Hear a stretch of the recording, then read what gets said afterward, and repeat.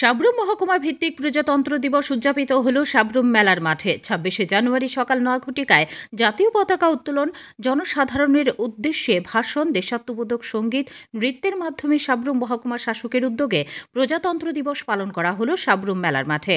প্রত্যেক বছরের ন্যায় এবছর সাব্রুম মেলার মাঠে প্রজাতন্ত্র দিবস পালিত হল।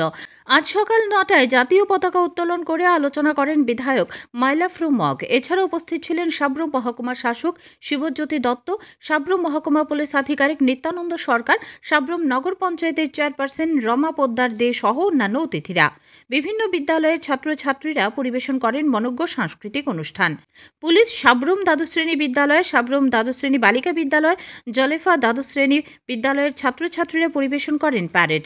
প্রচুর সংখ্যক জনগণ সামিল হয়েছিলেন। রাষ্ট্র 1950 সালের 26শে জানুয়ারি আজকের দিনে আজ ৭৬তম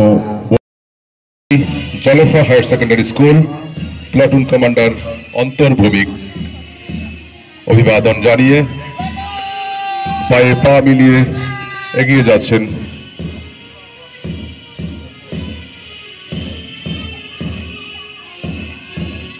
student Jalefa higher secondary school platoon commander অন্তর্ভৌমিক অভিবাদন জানিয়ে পায়ে পা মিলিয়ে এগিয়ে যাচ্ছেন।